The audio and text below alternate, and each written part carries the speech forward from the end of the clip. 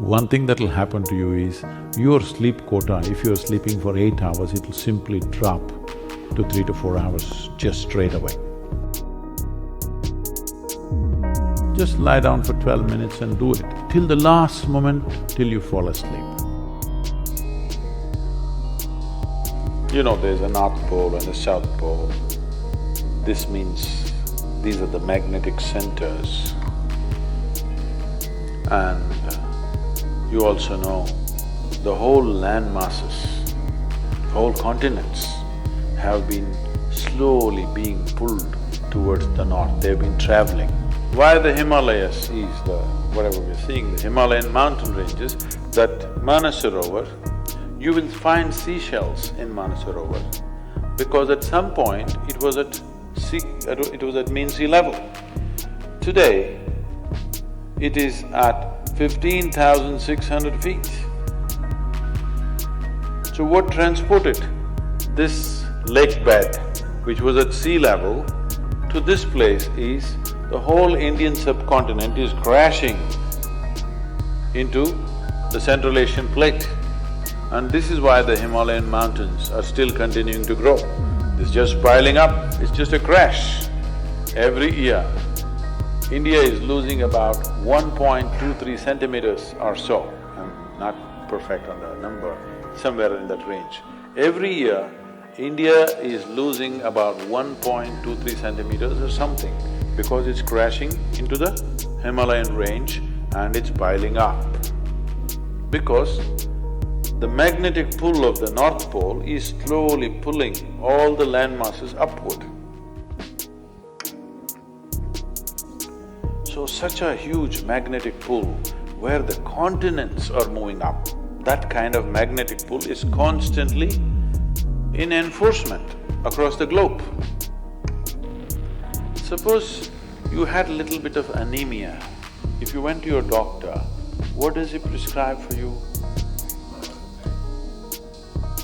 So it seems to be like it's an important ingredient of your blood, yes? So if iron is floating around in your blood, and if I put a very powerful magnet to the top of your head, it is possible that slowly blood may start moving in that direction, isn't it?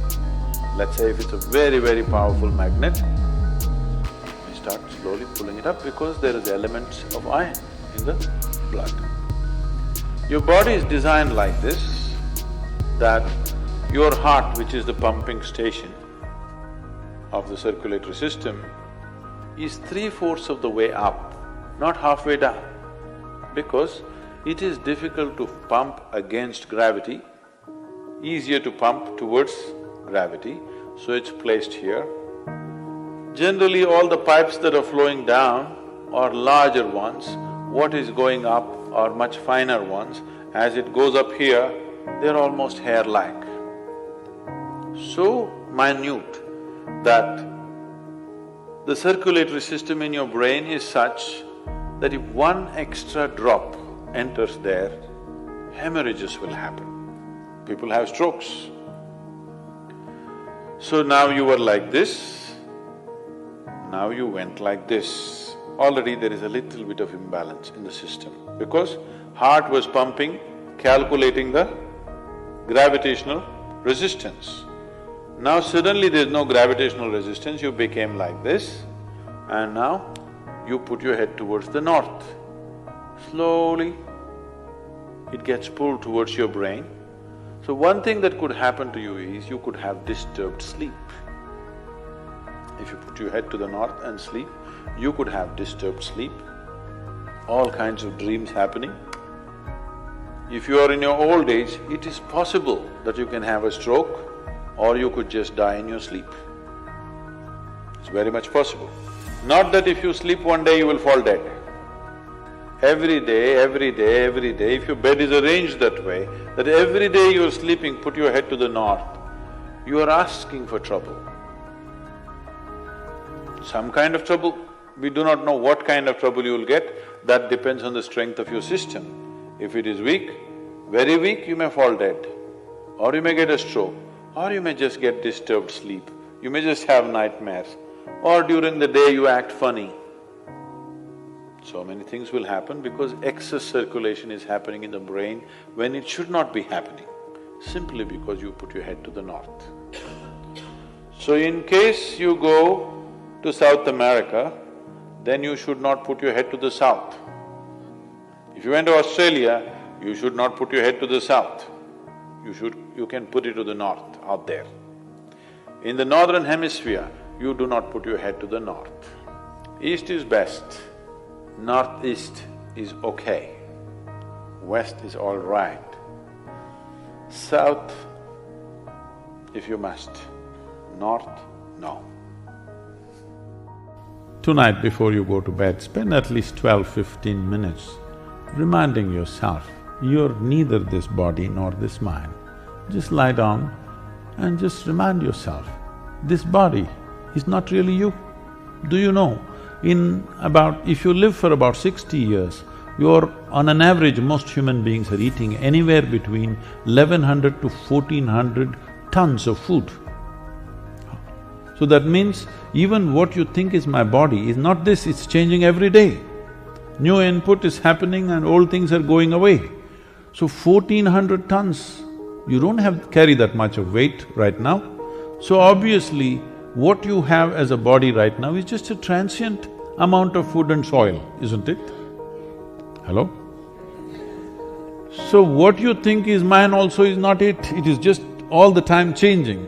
So at least try this much. What is my body is not me. What I think is my mind is not me. It is mine right now for use, but it's not really me. Just… if you're not able to do it, just link it to your breath. Inhalation, I'm not the body. Exhalation, I'm not even the mind. Just lie down for 12 minutes and do it till the last moment, till you fall asleep. This is something you must notice. Most human beings, when I say most, I'm very generous with the percentage, 99%. 99% of the human beings never notice that moment when they're slipping from wakefulness to sleep. They will simply go off like that. If they're alert, they cannot sleep. But there is a way to sleep in an alert manner. If you sleep like that, one thing that'll happen to you is, your sleep quota, if you're sleeping for 8 hours, it'll simply drop to 3 to 4 hours just straight away. Now that moment when you're passing from wakefulness to sleep, if you can still be conscious that I'm not the body and I'm not the mind, believe me, something remarkable will happen. Why does one person need, well, by prescription these days, 8 hours? And why another person can do with half of that? See, one thing is, as we already went through, the very physical body that you carry is just the food that you've eaten, isn't it? But if you eat right and do a certain things with your body, you see very effortlessly, within 3 to 4 weeks, you can drop your sleep quota anywhere between 2 to 3 hours. 1.5 to 3 hours very easily you can drop if you just eat consciously and just learn to sit properly, just the posture, your geometry of the body and what goes into the system. If you just manage these two things, you will see sleep quota will just come down like that. At least 40 to 50%, the food that you eat must be alive. You eat dead food and you want to live, this is a little difficult thing to do, because you have to raise the dead now. But if you eat live food, one thing you will see is the state of your mind, your focus and your sleep quotas, and above all, staying awake is not good enough, you have to stay alert, isn't it? How alert you are, how focused you are, only to that extent everything yields to you in this world, isn't it so?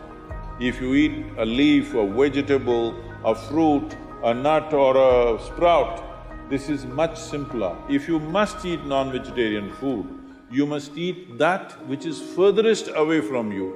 So generally, fish and water life is furthest away from you. So if you must eat non-vegetarian food, fish is the best thing to eat that way.